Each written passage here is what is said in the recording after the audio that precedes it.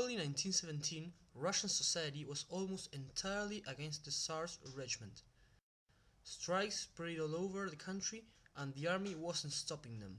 On the contrary, they were joining them and even causing more problems for the government. By March, the situation was critical. The Tsar could no longer stay in power and decided to abdicate by the 15th. To understand how did the Tsarist regiment collapse, we ought to see the situation Russia was in before and at the beginning of the war, and as this developed, it becomes worse and worse. When the war began, Russia genuinely supported the Tsar. Patriotism spread all over the country and domestic problems came to a halt. This didn't last for long though. As the war continued, the Tsar began to lose the support of key sectors of Russian society and lost support of the army. The composition of the Russian army was mainly peasant conscripts and their aristocrat leaders. These were usually inexperienced and didn't really know what a war was like. Reality hit them low-guarded. This army was badly led and could stand little chance against the Germans. Russia couldn't supply its troops as their railway system was inefficient and couldn't keep up with the war. We can see this as many soldiers have to steal guns and boots from their comrades lying dead in the battlefield.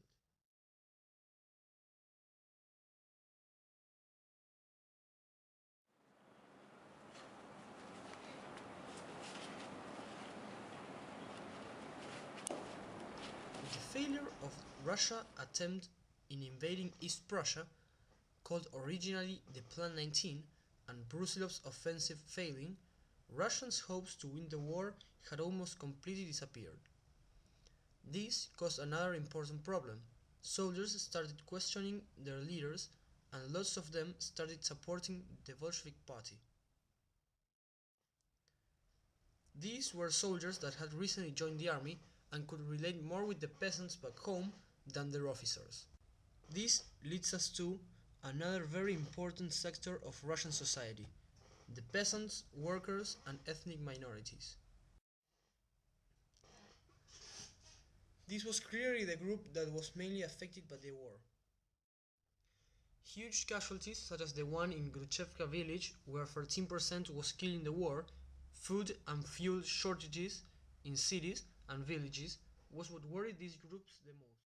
Although there was enough food and fuel to supply the cities, the rail network could not cope with the needs of the army and the population of the cities at the same time. To keep the army supplied meant that people would go hungry in the cities. Most of these people had queued up for hours in order to get a loaf of bread. However, most of the time, they had to share the loaf with other people. Most times, people fight each other in order to get a complete loaf. This shows how terrible the situation really was by the time. What was worse was that food production stayed high until 1916, but the government couldn't be relied on paying food products. Ethnic minorities such as Muslims and Jews tried to be conscripted, but revolts started up the moment they put it into practice. But this wasn't the only group that cursed the Tsar. Another powerful group started to show its displeasure to the Tsar. These were the middle classes. By 1916, the opposition to the Tsar grew larger and larger.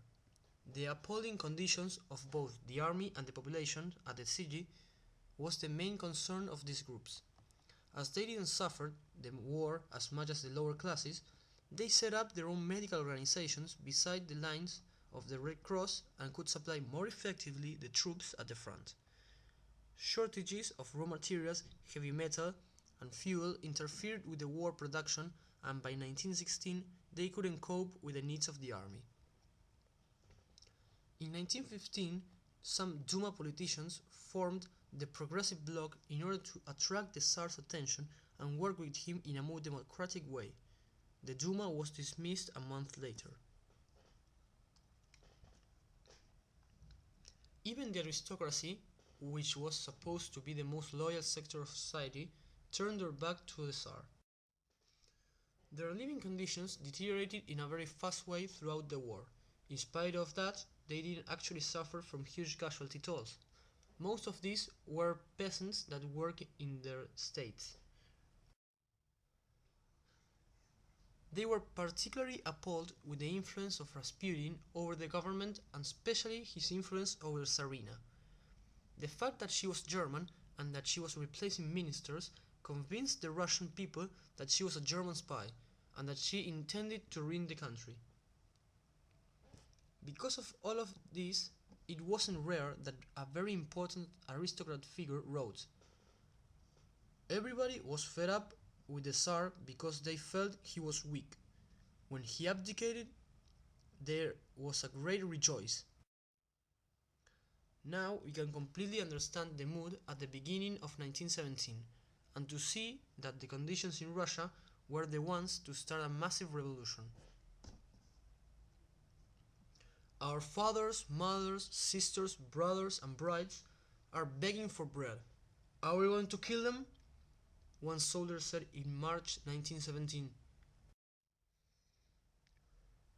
This expressed the feelings of all those soldiers that had more in common with the demonstrator than with the Tsar. Very few people still hoped for the Tsar to survive. Strikes were spreading all over Russia, and the Tsar's best and more loyal troops lay dead in the battlefield. Every kind of people were joining the demonstrations. Young, old woman, man, everyone was asking for food and for freedom. The decisive moment came when the Cossacks refused to put down the revolt, which were the most loyal of the Tsar's troops. A provisional government had already been set up and didn't disband when the Tsar commanded them. A mutiny in the army and a revolution in the cities was the final stroke for the Tsar. It was clear that the Tsar had lost all power. His only course of action was to abdicate, which he did in March 15, 1917.